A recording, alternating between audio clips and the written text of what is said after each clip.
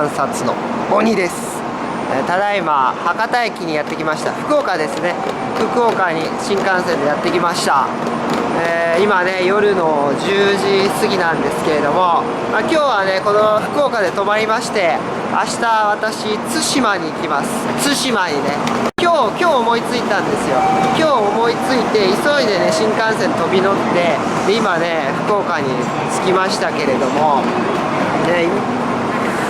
やっぱね思い立ったが吉日ですよね。ほんと会社辞めてよかったわね。もうニートですからね、もういくらでも時間ありますから、こうやってしてねもう思いついたら取れちゃうわけですね。明日朝の便で対馬に行って、そんで、夜の便で夕方最後の便で福岡に戻ってくると。でそしたらね1日対馬でフルに使えますからね。さすがねおーちゃんさんですね。もうそこら辺ねもうプロですから。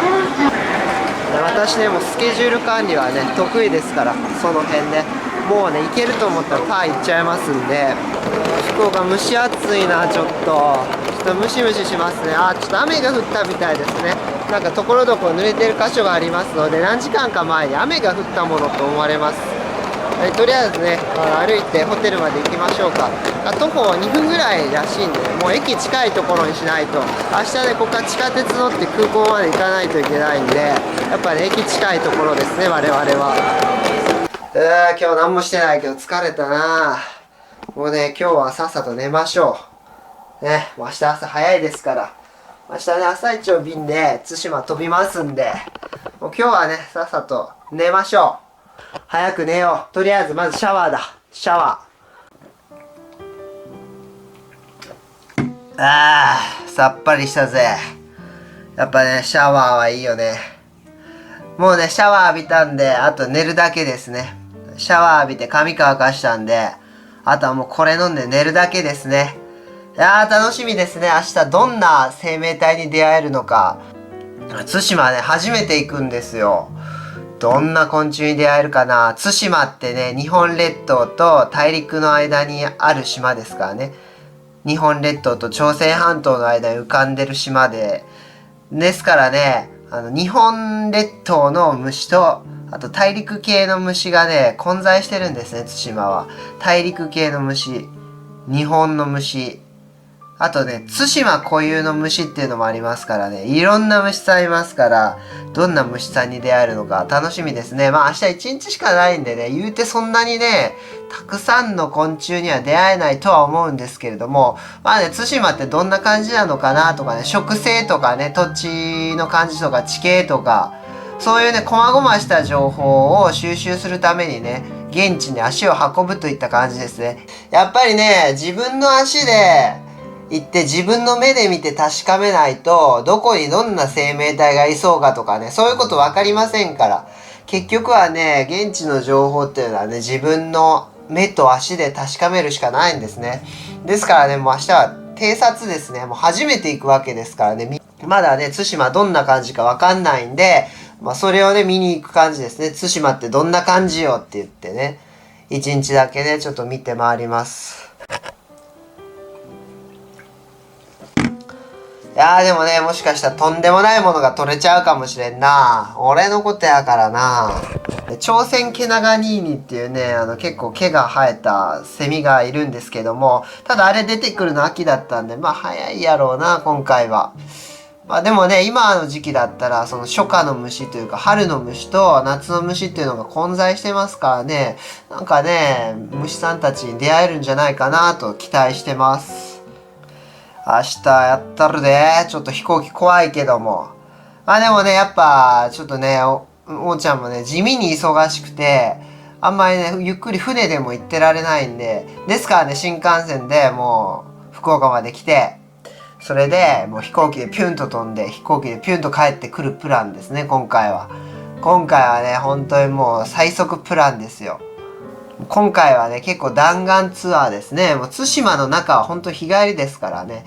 あとねなんで急遽来たかっていうと、向こう1週間ぐらいずっとね予報雨なんで、明日だけねなんか雨のち晴れみたいな感じでちょっとね晴れ間が出るっていう予報なんで、まあね、もう行くんだったら明日しかねえなと思ってね、もう今日急遽ね、決断しました。でもやっぱね、そういう風な思い切りって大事ですからね、思い立ったが吉日ですから、明日はね、かっちり行きます。でもちょっと天気不安やな。あくまで予報は予報やからな。まあ晴れろとまでは言わんけどさ、ちょっとなるべく雨は降ってほしくないよね。やっぱり。虫さんたちの活性が下がっちゃうから、雨降らんといてほしいけどな、ちょっと天気が不安ですね。明日晴れるようにお祈りしながら眠りにつくことにしましょうか。じゃあ明日早いんでもう寝ます。おやすみなさい。おはようございます。ただいま午前6時ですね。朝の6時。今から着替えて空港に向かいましょう。やったるで今日は。あいにく雨ですね。さっさと地下鉄乗りましょう。これから空港線で福岡空港まで向かいます。7時45分対馬 ANA4931 キャンセルド。欠航視界不良のため欠航ですよ。欠航マジかよ。でね、ちょっと次の便調べたんやけど満席で、その次に乗るともう1時35分着よね。もう午後になっちゃうわけ。4時間ぐらいしか向こうで動けへんけど、まあしゃあないか。ちょっとね、次の便に乗って午後に乗り込むか、もしくはね高速船で対馬へ渡るか、ちょっとね考えましょう。マジか。あんまりめちゃくちゃ雨降っとるわけじゃないけどな。まあ視界不良じゃ仕方ないね。雲が厚いんかな。まあ、仕方ないですね。こういうことありますからね、飛行機も。だるいわ。ムカついてきたぜ。困るね本当に。結構は見てほら、雨が降っとるよ。ちょっと対馬は多分なんかすごい雨雲が出とったとか、霧が濃かったとかなんかな。ついてないな。もう次の便空いとれよな。しょうがないけどさ、でも仕方ないんでね、1時の便に変更しました。向こうに着くのが1時35分ですね。で、まあ、手続きとかしてたらどうだろうな、2時ぐらいかな、多分動けるの。2時ぐらいから6時半ぐらいまでが、まあ、動ける時間じゃないかな。実質ね、もう正味4時間か4時間半ぐらいしか動けへんけども、やっぱもうここまで来たらね、もう対馬渡らなキースマンでね、明日には帰らないかんから、今日の夜の便でこっちにね戻ってきたいわけよ。だからもうしょうがないね。意地でも渡ったるわ。もうここまで来たらね、もう対馬をねぶん殴りに行くしかないから、もう絶対やったるわ。でもね、まだ便が出るまでね5時間以上時間がありますから、一旦ホテルに戻りましょうね。ここにね行っても5時間も時間潰せないんで、ね、それだったらね宿でちょっとね休憩してた方がいいんでね、英気を養っておきましょう。一旦帰ります。地下鉄の駅まで戻りましょう。ただいま午前11時半、晴れましたね。また駅にやってきました。今からね再び空港に向かいましょう。この天候だったらね飛行機も飛ぶでしょう。行きましょう。福岡空港に到着しました。3階のレストランに行きましょうか。ちょっとまだね時間があるんでお昼を食べましょう。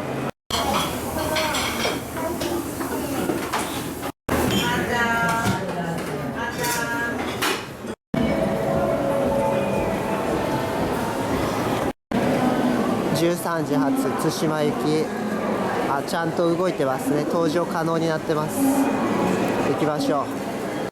しかし飛行機乗るの怖いんやよな。だって飛行機ってさ、落ちたらもうほぼ死亡確定じゃん。ちょっと怖いな。金属の塊が飛ぶっていうのね、ちょっと俺は、信じられへんから。飛行機怖いんやけどしょうがない。もう乗るしかないか。ここまで来たら行くぜ。今さっき荷物預けに行ったらね、荷物受付時間過ぎちゃいましてね、それで中にねいろいろ最終道具が入ってるもんですから、荷物だけ後から送りましょうかなんて言われてもね困るわけですよね。もう荷物と一緒に到着できないと全く意味ないんで、残念ながらね、もう一便遅らすことになりました。3時35分発のやつで、向こうにね、16時10分に到着だそうです。ね、もう2時間ぐらいしかね、向こうで活動できませんよ、本当に。滞在時間3時間で、出動2時間ですね。もうどうしようもない、あったく。飛行機乗り慣れてないもんですからね、こういうことになっちゃいましたけども、やっぱりね、皆さんね、時間に余裕を持って、行動しないとダメですよ。私もね、これ余裕持って行ったつもりなんですけどね。で、30分前にその保安検査場に行ったんですけれども、どうやらね、その預ける荷物はね、1階まで行って、その、手荷物カウンターで預けないといけなかったみたいで、ね、それでね、なんか余計な時間食っちゃって、受付時間を過ぎちゃったっていうやつですね。やっぱね、ちゃんと慣れとかないと、もっとね、時間に余裕持っとかないとダメですね。一つ学びましたね。皆さんもね、これね、気をつけてくださいね。飛行機乗るときはもう1時間ぐらい前にね、搭乗手続き済ましておくといいと思いますよ、本当に。あと2時間半することないぞ、マジで。どうすればええねん。もうずっと飛行機見とろか、本当に。飛行機が。ほら、見てくれ、あれ。なんていう種類かな、あの飛行機は。すごいね、飛行機ってあんなのが空飛ぶんやな。考えられへんな、ほんと。怖いよね、飛行機。ちょっと怖いな、本当にこんなん空飛ぶんやろか。ねえ、ちょっと不安ですけれども、本当は飛行機乗りたくないけども、もうね、しょうがない、今日はもう乗っていくしかねえよ。もうちょっとね、困りましたね、本当に。15時35分、対馬駅、もう搭乗手続きできますね。今のうちやっときましょう。まだね、2時過ぎですけれども、1時間半ぐらいありますけども、前回の失敗を教訓にして、もう早めにね、手続きしときましょう。もう行きましょう。セキュリティゲートを通過いたしました。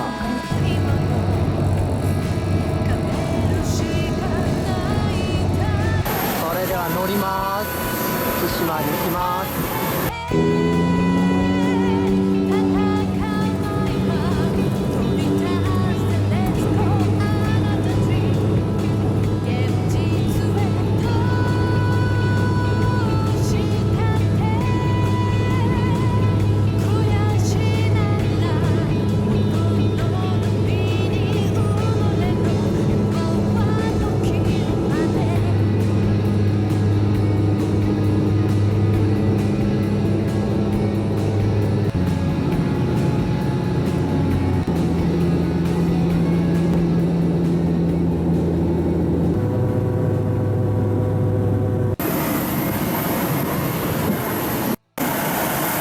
対馬エアポートに到着しました。ここが対馬ですね。島にやってきました。とりあえずね、レンタカー借りまして手続きしまして、今ね、島内走ってます。とりあえずね、上津島に行きましょう。上津島ね、対馬ってね、北と南でね、島が2つに分かれてまして、それの北半分、上半分がね、上津島って言われてるんですね。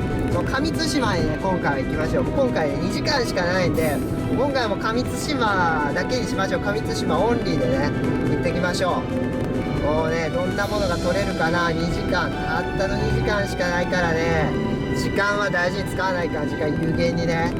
もうね、ガッチガチをガチンコでね、今回はもうガッチンコとか言っても2時間しかないんやけども、まあそれでもなんか火事しとるな。ちょっと今ね、景色映ってないから分からんけども、みんな分からんと思うけども、火事しとんや。なんかね、レンタカー借りる手続きしとる時にうーっつってさ、なんかね、消防車がねバーっていっぱい走ってったの。上津島行くまでの間でね、なんかね、ちょっと火事がね、なんか煙が上がっとったからね、火事しとるね。あ、ほら、またね、今消防車、軽トラ若く塗ったやつやけどもね、今消防車すれ違いましたね。火事ですね。対馬えぐいな。なんか今日は波乱万丈だね。いろいろあってさ、朝はさ、飛行機欠航になるし、でね、次の便満席で乗れへんし、その次は荷物受け付けてもらえへんで、まあ乗りそびれるしで、もうロックでもないおかげでね、本来やったら10時間行動できるところをね、もう2時間しか行動できへんくなっちゃった。約5分の1ですよ。5分の1にね、稼働時間削られて、本当にどうしろっちゅうや、本当に。とんでもないな。もうでもしょうがないよ。もうやるしかない。限られた時間の間でね、いかに戦うか。いかに戦うかじゃけ、今ね、今水道渡ってますよ。はい、今ね、こちら上津島に渡りました。ここからね、上津島ですね。ちょっと景色映ってないですけども、三脚とかでね、固定したりとか、そういう準備をしてる時間も惜しいものですから、もう時間ないんでね、もう今がパッパパッパパッパパッパパッパパッパやっていかないとね、本当にね、すぐ火が触れちゃいますからね。また消防車や。また消防車やな。ちょっと火事えぐいのかな。ね、なんか煙上がっとったからね、もうパッパパッパパッパパッパね、こっちも行かないかんで、よっしゃー、待っとれよ。待っとれよ、虫ども。わしがね、もう、しばき倒しちゃうけ。はい、とりあえずね、この辺で虫を探していきましょう。早速ね、第一昆虫発見です。あれはヤガの仲間ですね。ツシマヤガかな、ツシマキシタバかな、キシタバの仲間ですね。ツシマキシタバと命名しましょう。対馬のダンゴムシがいましたね。これオカダンゴムシですね。対馬オカダンゴムシですね。ただのオカダンゴムシです。なんかカニがおる、これ。対馬のカニだね。生きとんのかな。死んどるわ。干からびて死んどる、対馬ガニ。これはセマダラコガネですね。対馬セマダラコガネ。何の変哲もない、ただのセマダラコガネです。巨大な蚊がおりますね、これ。でかいな、化け物蚊ですね。うわぁ、豆コガネがたかっとる。でもこんなんどこにでもおるな。やべえ、何にもめぼしいもん取れんな。しかもあと30分ぐらいで戻り始めやんとちょっときついぞ。うわぁ、ちょっとまた別の場所行くか。ここはダメやな。もう急いで移動しましょう。見てください。あんなとこヤモリがおりますな。対馬の日本ヤモリですね。日本ヤモリ。対馬日本ヤモリがおりますな。うわぁ、やば、これ枯葉ガの幼虫やろ。クヌギ枯葉かな。クヌギ枯葉っぽいな。これすごいからね、これ。これ触ったらかぶれるやつ。危ないっすから。本当にガチでかぶれるやつやから。これは触らん方がいい。危ない。やばいやばいやばいやばいやばい。もう、だって手近づけただけちょっと嗅いだるくなってきた。やばい、これ。これ、対馬のゾウムシですね。あれ、上対馬と下対馬の間にある小島たちですね。いい眺めですね。対馬ですね。ほら、これ、対馬の崖ですよ。対馬ですな。これ、対馬のコメツキムシですね。対馬コメツキですね。そういう種類じゃないですけど、多分ね、普通に本州にいる種でしょうね。カマキリの幼虫、カマキリの赤ちゃんが入ってますね。おそらくこれ、朝鮮カマキリの赤ちゃんだと思われます。朝鮮カマキリって言いますけど、別にね、普通に本州にも分布してますからね。他はどうかな。またカマキリのおバブがおったね。これも朝鮮カマキリかな。カマキリ赤ちゃんが結構で、ちっちゃなカメムシの仲間がいますね。でかいこれ。これオオカマかもしれんな、このでかいの。でかいカマキリバブ、カマバブですね。うわー。そろそろね、いい時間になってきたんで戻り始めましょう。道中ね、なんか良さげな場所があったら1箇所か2箇所だけね、寄ってみましょうかね。それではね、ちょっとここ山なんで、降りるのに時間かかりますから、もう早急に降りましょう。あれ、マイマイがですね、対馬マイマイですね。うわー、やば。マイマイガや、これ。マイマイガ、これ大量発生しとんじゃない？これ卵産んどるし。えぐー。これ、犬ビワですね。クワの仲間の犬ビワですね。なんかついてないかな。がさってるよ。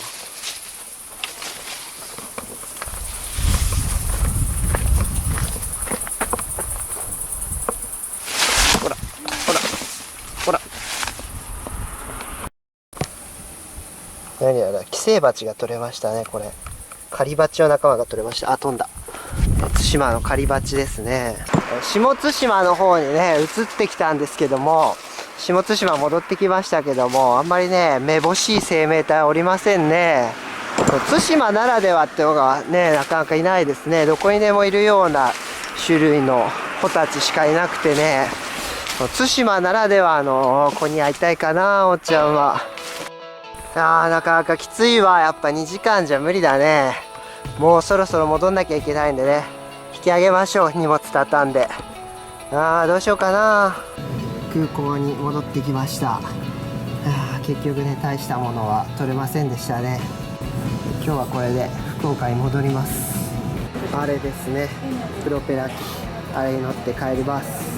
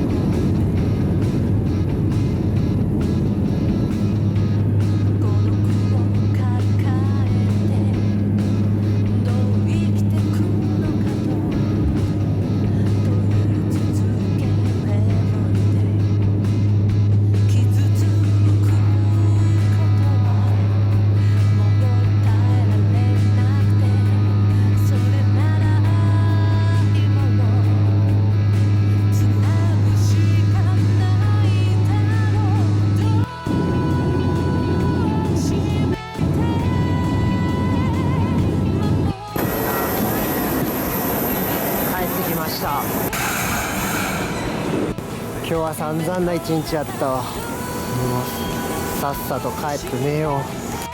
宿に戻ってきました。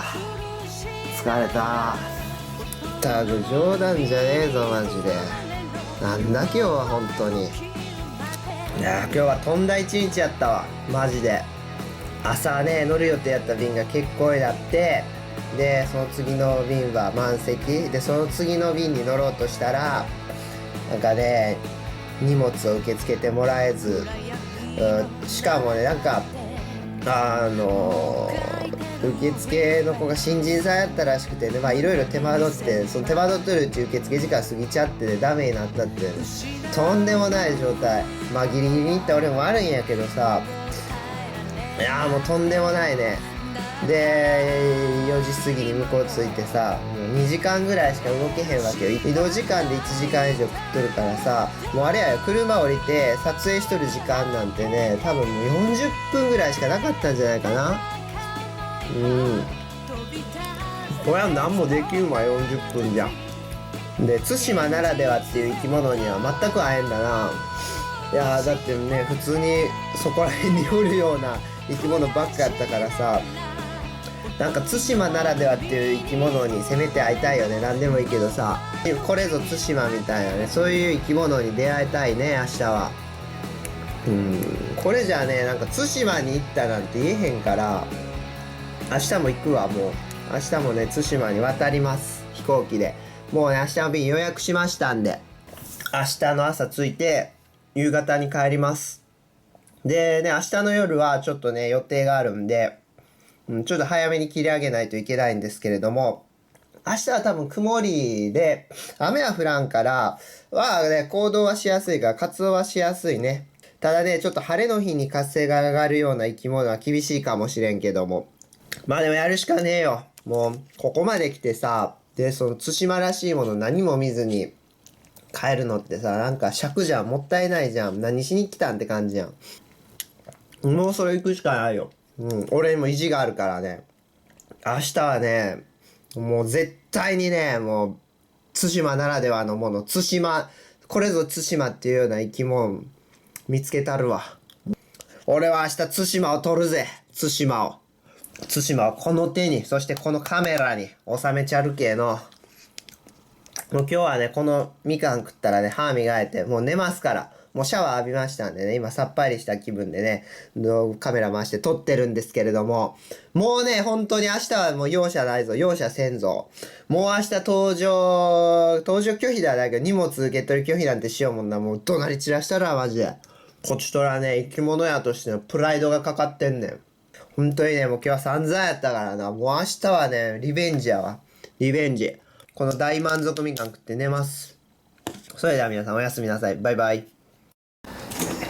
おはようございます。ただいま朝の6時、もう今からねチェックアウトして早めに空港を迎えます。やっぱね早めの行動、我々はね早めの行動を心がけないといけないですからね。今日やったらねやっちゃうけどエレベーター早来いや。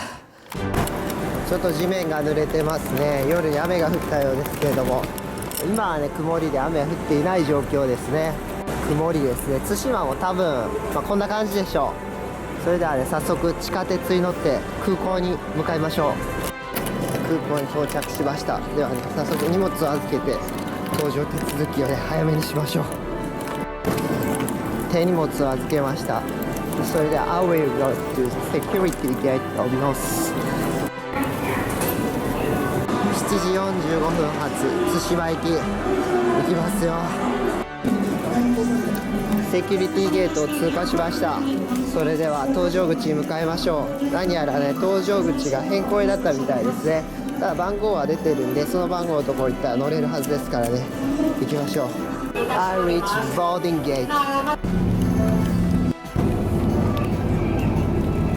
路面濡れていますのでお気をつけください。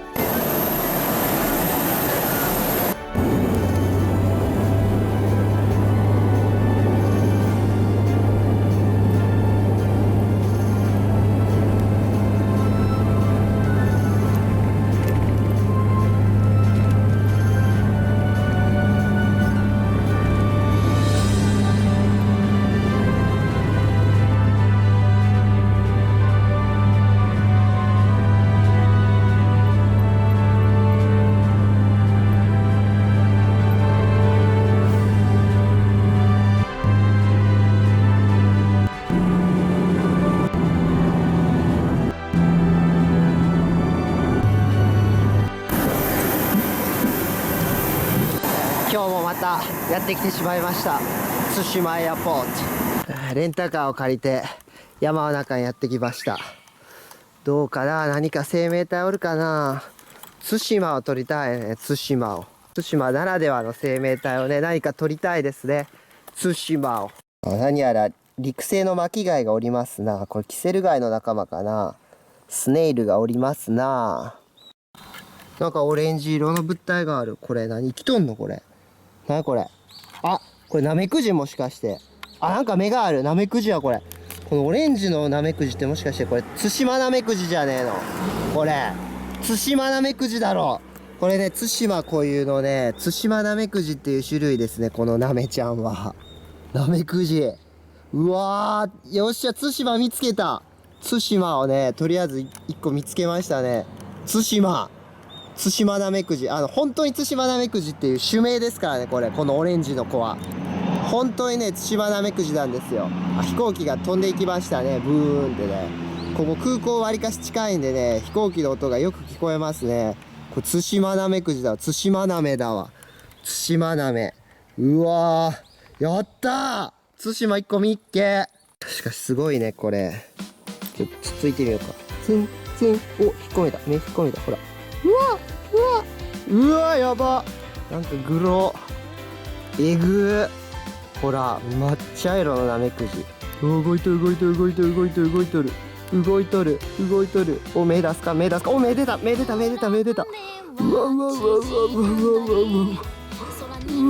目出た。やば。これ対馬ナメクジです。皆さん、対馬固有のね、ナメちゃんですね。対馬のナメクジはね、こうやってオレンジ色なんですよ。まあもちろん他の種類もいますけども、オレンジのナメクジがいるんですね、対馬は。やったー、対馬ナメ。ありがとう、対馬ナメ。ありがとう、対馬来た甲斐があったぜ。ねえ、昨日今日とね、2回飛行機乗るからさ、往復の航空券代がね、だいたい6万円近くね、かかっとんやけども、交通費6万円近くね、福岡から対馬まででよ、2往復でね、6万円近くかかっとんやけど、もうこれで6万の価値あるわ。これで、対馬なめで。ありがとう。対馬なめ、干からびやんといいだ。大丈夫かな。干からびんなよ。生きろよ。あ、アリが来とるぞ。あ、よかった。アリ行った。生き延びろよ、お前。またこんなところに陸生の巻き貝がいますね。あ、こっちにもおる。いっぱいおるね。あ、なんかガの幼虫がおる。対馬ガの幼虫がおる。対馬ガなんていう種類がいませんけども。これ普通のダンゴムシですね。オカダンゴムシです。別にどこにでもいるやつですね。やったよ。対馬ナメクジ見つけた。対馬ナメ。ねえ、来たかやったよ。いや、1対馬。これで1対馬。うわ、なんかスネイルおる。スネイル。あ、でもこれは普通のスネイルだな。これ多分本州にもいるやつですね。うわ、細っ。何このスネイル。うわ、えぐいね、このカタツムリ。うわ、あ、また飛行機がどっかから着いたね。多分長崎からの便が到着しましたね。飛行機ちゃんが。見てください、皆さん。巨大バッタを捕まえました。巨バッタ。土イナゴですね。トノサマバッタかと思ったんやけども、ほら、顔が全然違う。土イナゴ、これ。対馬にもいるみたいですね。どでかい。バケモン。これ食えるのかな。美味しいのかな。なんかこれプリップリですね。ほら。プリップリ、これ美味しそうですね。まあ逃がしてあげますけども。これいざとなったら食えるな。ね、食料尽きたらね、これ取って食えばいいわけね。バケモンよ、こんなん。トノサマバッタサイズですからね。ほんとやばい。それでは逃がしてあげましょうか。ほら、行け。危ない。あれ危ない。おし。飛んだ。海ですね、これ。対馬の海。美しい海ですね。あ、見てください。こっちの砂浜綺麗ですね、これ。美ら海ですね。美しいですね。うわー、ちょっとガサガサしたら面白そうやけども、ガサガサの道具持ってきてねえからな。ホチュアミしかねえんやよ。だからまあ今回はね、諦めましょうか。今度はね、ちっちゃなバッタがいました。これヒナバッタの仲間ですね。でもこんな模様見たことないな。こんなさ、顔のところに白いライン入ってるの初めて見た。もしかしたらね、これ対馬の固有種なのかもしれないですね。対馬ならではのカラーリングなのかもしれないですね、これは。さあ、おいき。よし。アシナガバチがいますね。捕まえてみましょう。おりゃ。ただのキアシナガバチでしたね。キアシナガバチは対馬でもこうやってたくましく生きてるんですね。うわ、危ない。刺され。危ない。うわ。よし、逃がしてあげよう。さあ、バイバイ。おいきおいきおいき。よしよし、いったいった。でかい蜂がいたんで捕まえたらクマバチでしたね。普通のクマバチですね。逃がしてあげましょう。はい、バイバイバイバイ。今ね、下対馬を走ってます。対馬の南半分ですね。対馬は2つの島に分かれてましてね、北側が上対馬で南側が下対馬ですね。上下っていうことですね。地図の上側が上対馬、地図の下側が下対馬ということですね。特性はね、あんまりなんかこれといった特徴はないんですけど、強いて言ったらね、なんか笹が少ないですね。笹ってあんまりないですね、対馬は。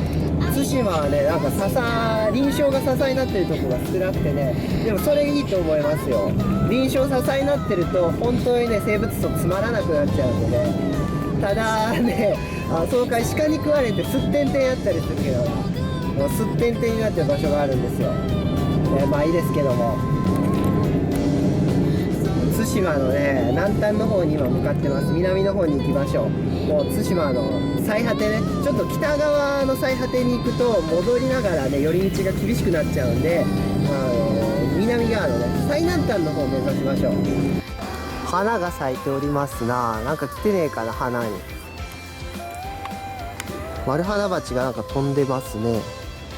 飛んでますけど、あ、石垣町がおる。石垣町、よっしゃ。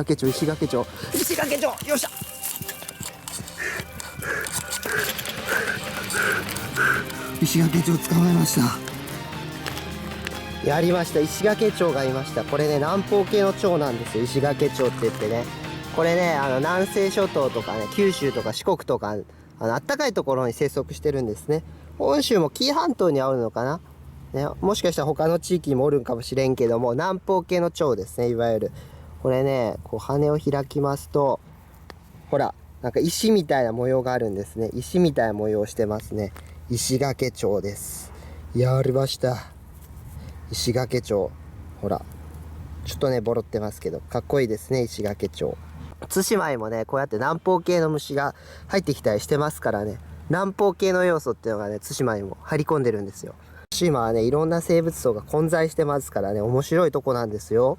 これね、この模様、いいですね。石垣町。危ない。おお、手乗りした。あ、飛んでった。こ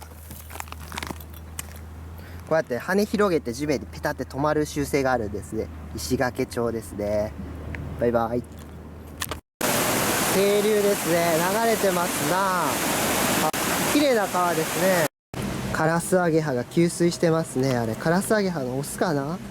カラスアゲハだね。綺麗やな、カラスアゲハ給水しておりますな。カラスアゲハが綺麗ですね。あれミヤマカラスかな、ミヤカラかもね。ミヤマカラスアゲハっぽいね。ちょっと捕まえてみようか。逃げんだよ、絶対逃げんだよ。よっしゃよっしゃ。捕まえた。やったー、見て、カラスアゲハ、ミヤマカラスかな、これミヤカラかだ。ほら、うわ、見てこれ、すごい綺麗。ミヤマカラスアゲハ、わ、やば。ほら、見てこれ、この光沢、これ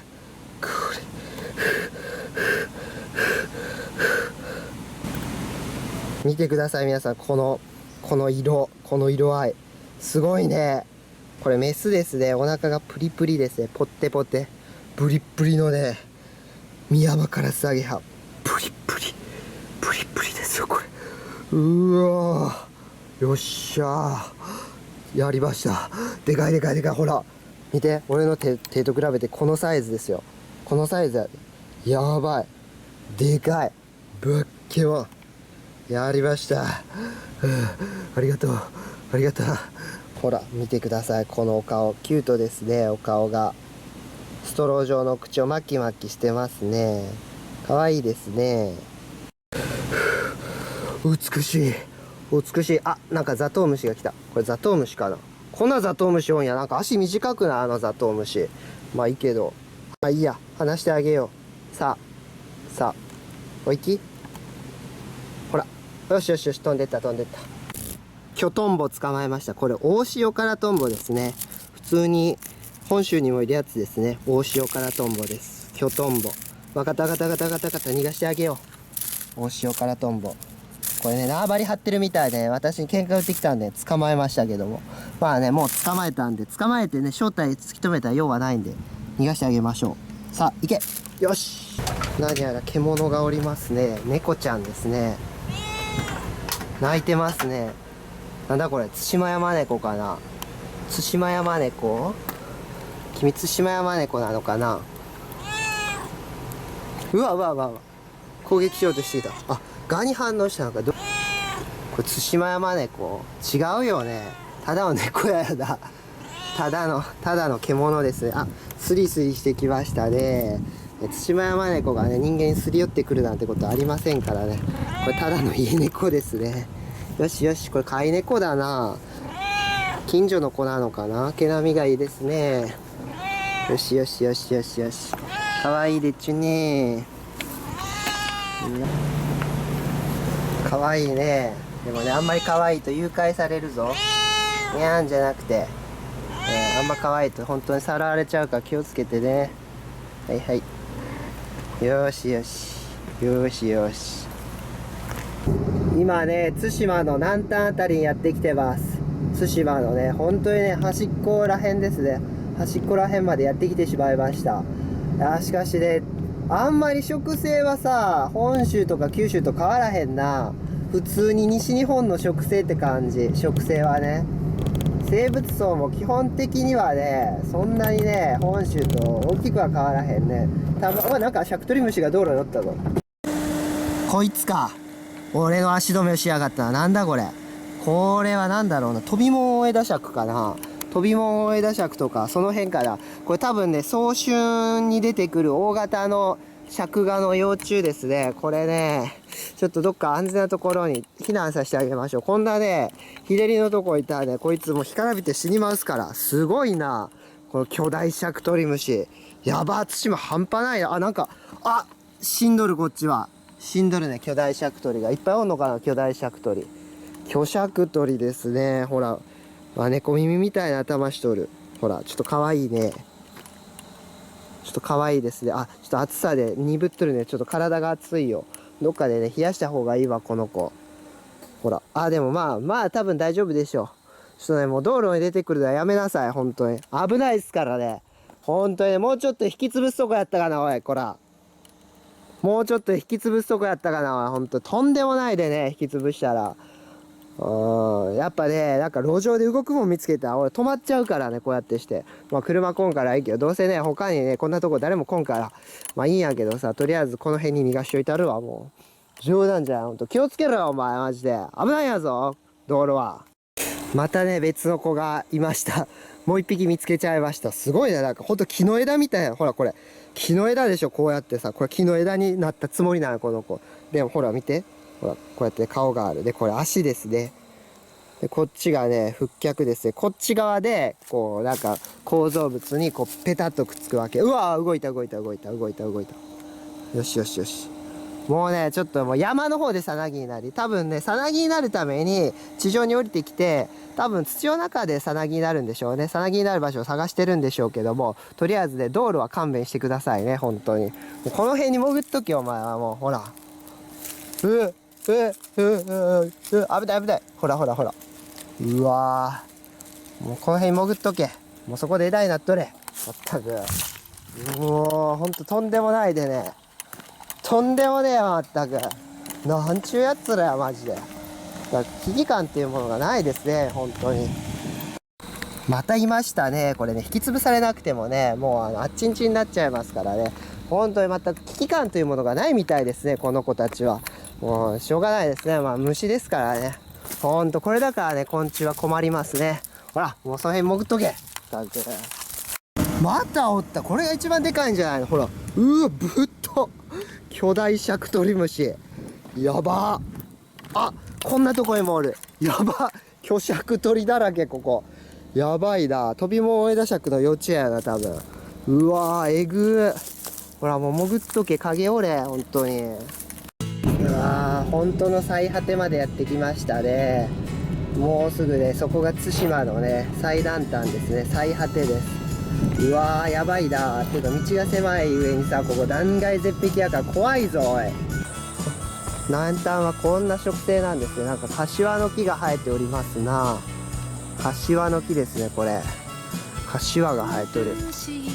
うわー、ほんとね、遠くまで来たな。だいぶ遠くまで来たよ。あ、なんかおる。あ、これトラカミキリの仲間だな。トラカミキリの仲間ですな。何トラカミキリだろうな。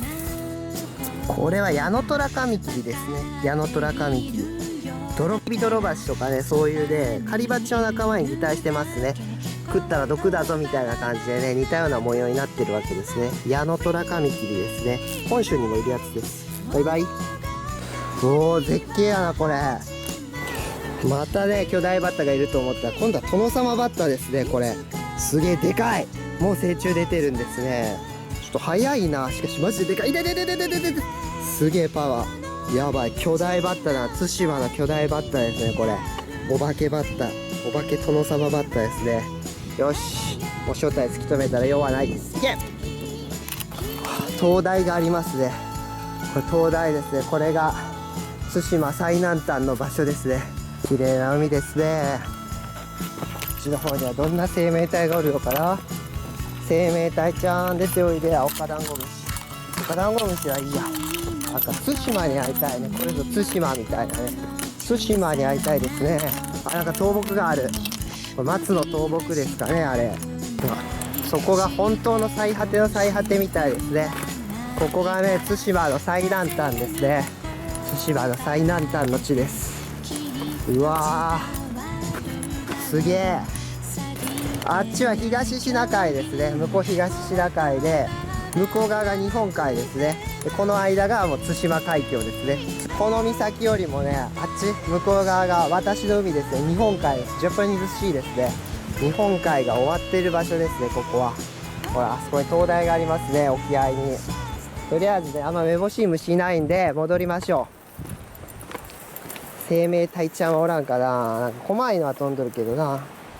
あ、ヒナバッタがおりますな。あそこにヘビおるで。ヘビおる。なんやろこのヘビ。なんでしょうかこれ。なんでしょう。日向ぼっこしてるんでしょうか。待て逃がすか。待て逃がすか。待て逃がすか。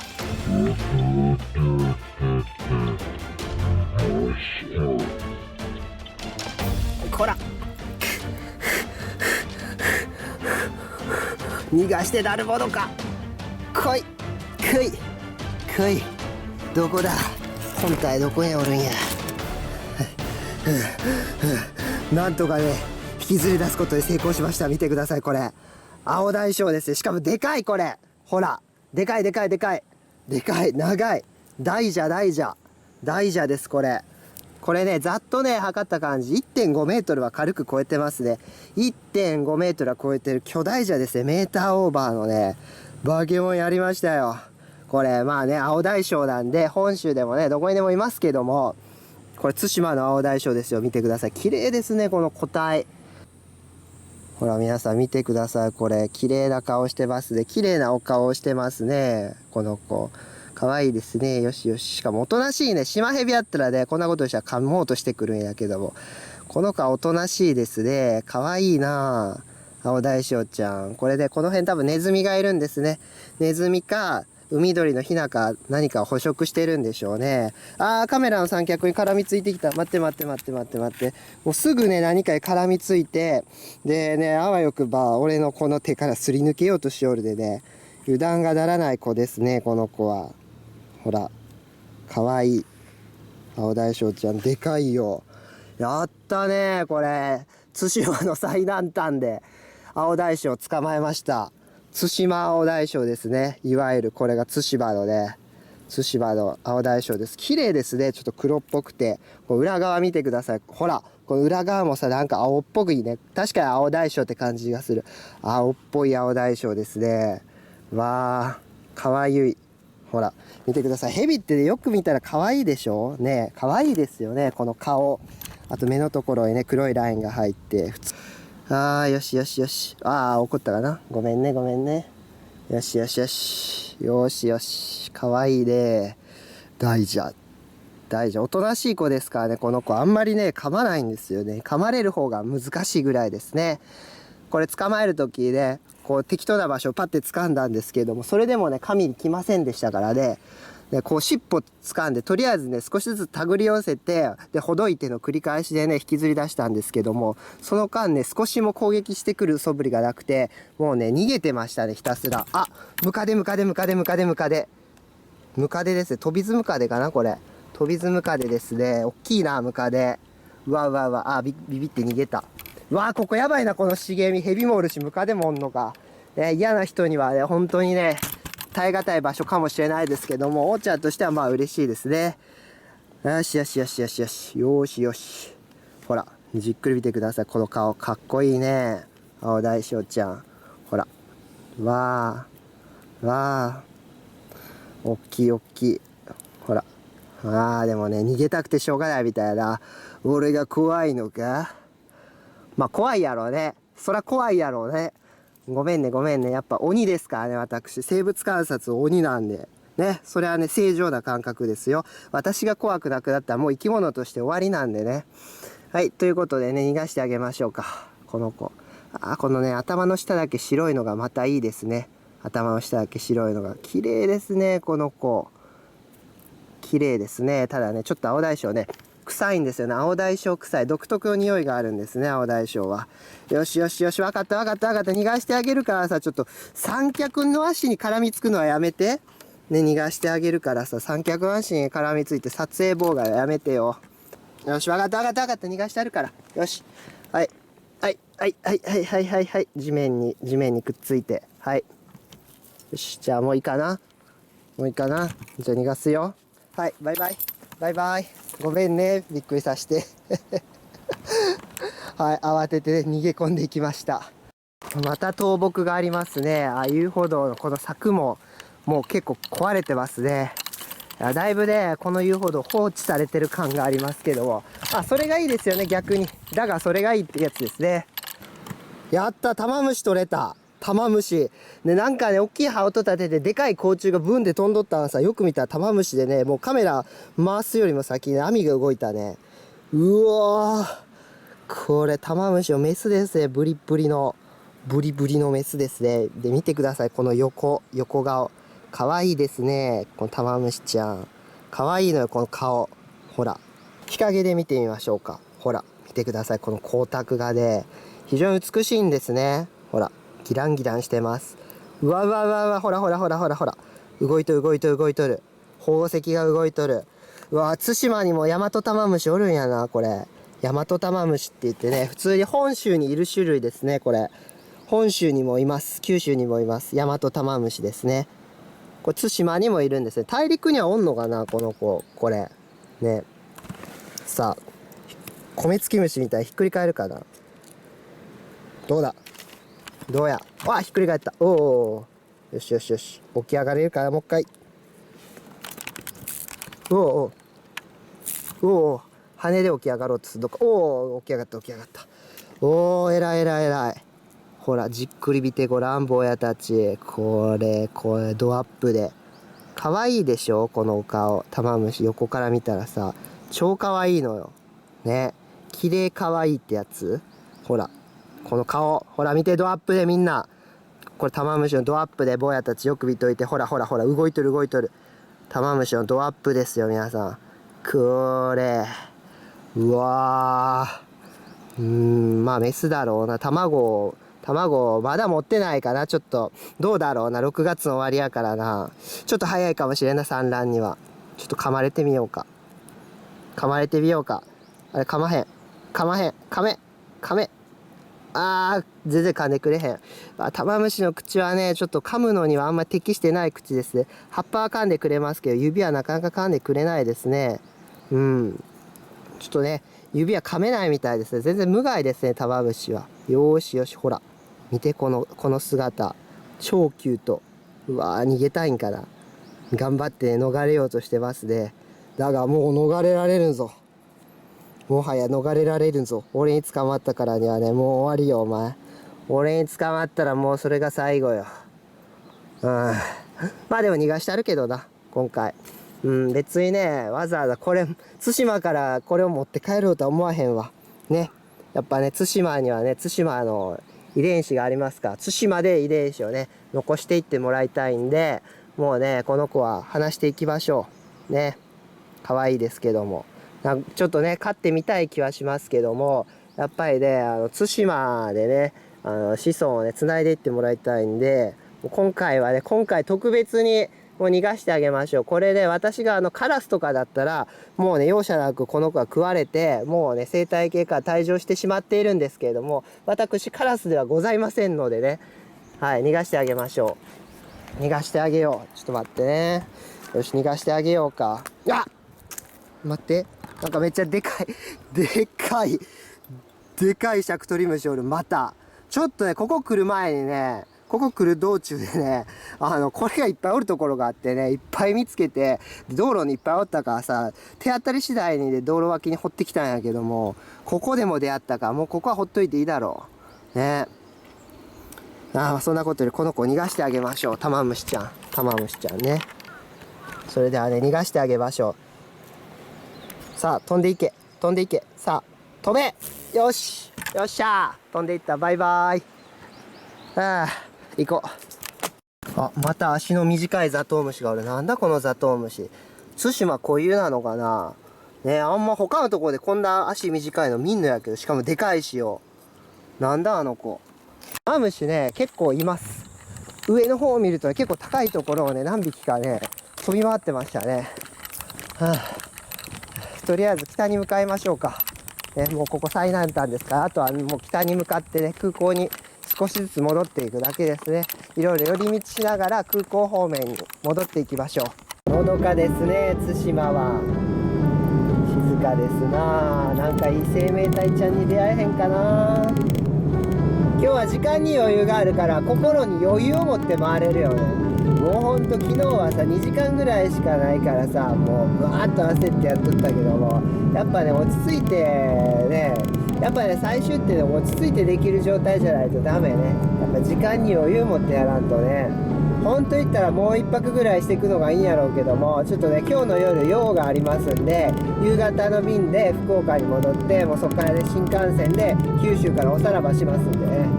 なんかでかいキリギリスが多いんやけど、でかい、よっしゃ捕まえた。捕まえた。危ない。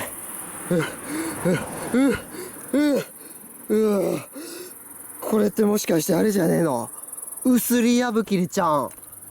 ヤブキリだろこれ、ウスリヤブキリやろ。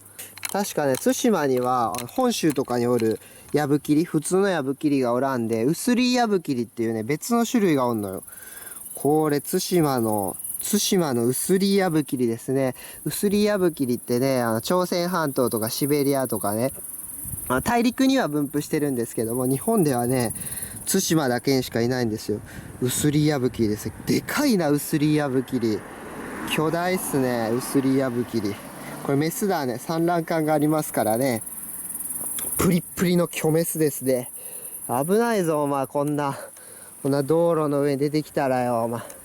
もうちょっとねこいつ引くとこやったもん。なんか緑色もんがおるって思って慌ててね車止めて降りてブワーってね走ってねキャッチよ。ウスリヤブキリ、よっしゃ捕まえました。坊やたちお嬢ちゃんたちじっくり見てごらん。これがね日本では対馬にしかいないウスリヤブキリですね。ブリブリのメスですね。ほらプリプリお腹がプリプリです。この牙やばいね。これ肉食性ですからね。わやばい噛まれる。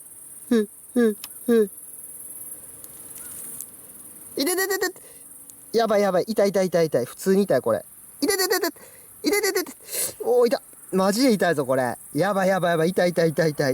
普通に痛い。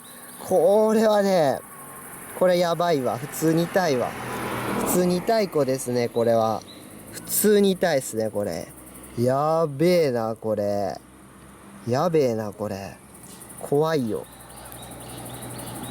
これ。やべえな。普通に痛い。普通に危ないよこれ。みんなウスリヤブキリで。うわーどうしようかな。でも持って帰ってもしょうがないね。逃がしてあげようウスリヤブキリも。これもねもう日本で対馬でしか見られませんからね、皆さんじっくり見といてくださいね。ウスリヤブキリね、生で見たかったらね対馬に行ってください。皆さんもウスリヤブキリなんか道でねちょこんってやってるんでね。じゃあね逃がしてあげましょうか。もうそろそろよし行け。危ない。だいぶ戻ってきたな。行きとはね違う道を通ってます。行きはね伊豆原っていう対馬で一番大きい町の方を通ってきたんですけども、信号があったりとかね、なんか道が狭いのに観光バスとか工事用車両がバンバン通ってね非常にストレスだったんで、島のねいわゆる裏側、東シナ海側、西海岸、西側の道路をねうねうね伝って今ね戻っていってます。だいぶ戻ってきました。こんなところにクヌギの木がありますな。これ樹液が出とる臭いな。これ鱗あるからさ、クワガタとかおんじゃないの？入ってないね。だからこれ割ってあるな。割んなよ。鱗ね、これ割っちゃうとね、もうそこクワガタ入らなくなっちゃうんでね。これあんま大きいのもう入れないんで、これね、ここ割っちゃダメなんですよ。ここもね、樹液が出てますけども、ちょっと鱗が浅いな。あっちの高鱗も出てますな。これ結構出とるじゃん。樹液が。なんかハエがいますね。樹液で取るからなんかおるやろ。クヌギ枯れ葉の幼虫がいますね。これ触ったら危ないやつですからね。めちゃくちゃ危ない。やばいっすから。これトラップの残骸ですね。トラップ仕掛けるってことはここクワガタおるな。ツシマヒラタとかね、朝鮮ヒラタクワガタとか、金オニクワガタとかね、対馬固有のクワガタがおるからね。特に対馬平田はね人気ですからね。対馬平田、あと朝鮮平田狙いでねこれトラップを仕掛ける人がいるんですね。でもねちゃんとねこういうのゴミはね回収してくださいね。ここにねなんかはさかってるんですよ。なんかねここにはさかってるなんかおるよ。ここなんかおる。これクワガタだな。大顎がある。よし大顎掴んだ。大顎掴んだらもうあとはねピンセットいらんわ。手でこうがよしピンセットいらん。おいしよいしょ。うわうわなんじゃこれ。これ平田がこれ平田クワガタやな。これ対馬平田やろ。対馬平田クワガタ。しかもでかい。これ大志型やよ。対馬平田の大志型。うわーよっしゃ対馬ビッグ対馬ゲット。ビッグ対馬掘った。うわこの潤いね潜んどった。いやなんかねクワガタおらんかなって思ってね、意外とね結構ね対馬平田ってねおるらしいのよ。個体数はね結構多いらしいからさ、なんかこういう色あったらおるんじゃねえかなって思ってねほじくったらいましたね。取れちゃいました。しかも大志型ね、もっとちっちゃいのかなって思っとったらさこんなでかいのもんやな。だってさ大体さ写真で見るでかいのってあれブリード個体でしょ。禁止瓶で育てた。これはねでもね天然ですからね。天然の対馬産のほんまもんの対馬平田。これね対馬平田クワガタっていうね平田クワガタの亜種なんですね。対馬固有の亜種なんです。一応平田クワガタですね。種としてはドルクスティタヌスなんですよ。ドルクスティタヌスってね平田クワガタの学名なんですけれどもドルクスティタヌスです。坊やたちじっくり見てごらん。これがね天然の対馬平田クワガタですよ。天然対馬平田ドルクスティタヌスカスタニカラ。これうわやばいでかいほらやば。いわゆる本土平田よりも大顎が細長いですね。この大顎が長く伸びてギザギザが並んでますね。かっこいいねこれ。うわやば。対馬平田クワガタですね。5、6センチぐらいかな対馬平田。うわでかい。やばいね。なんか個体数多いとは聞いとったけどまさか今日見つかるとはな。すげえ。対馬平田やったー。いいもん取れた。これ対馬ですよ。これもウスリヤブキリも対馬ですし対馬ナメクジも対馬ですけどこれも対馬ビッグ対馬ですね。これぞ対馬って感じの昆虫ですね。対馬の昆虫といえばこれみたいな感じがありますからね。うわ危ない。これめちゃくちゃ痛いからね挟まれた。やばい。シャレにならないんで皆さん気をつけてくださいね。やった結構いい時間なんでもうそろそろ空港に戻りましょう。やったよ対馬平田最後に取れたね。あとウスリヤブキリ、ツシマナメクジ、他にもねツシマアオダエショウ、ツシマタマムシなどなどいろんな対馬に会うことができましたね。昨日は散々な目にあったけども、今日はねいろんな生命体に出会うことができたぜ。やっぱねリベンジですよ、リベンジ。やっぱ諦めちゃダメってことですね。チャンスがある限り何度でもどんだけでもね頑張らないといけないということですね。やっぱ諦めたらそこで試合終了ということです。よくわかりました。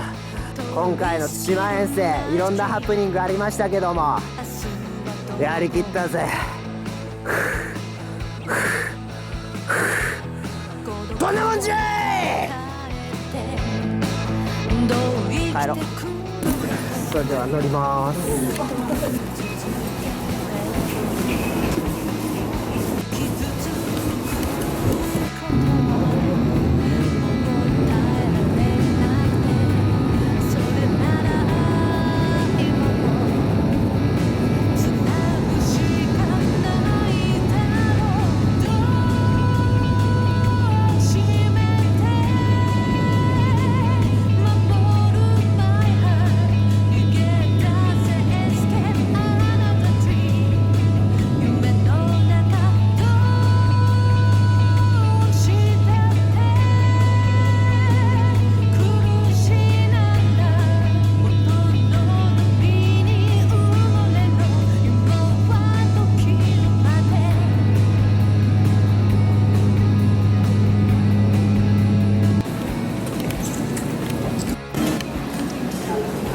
福岡空港に到着しました。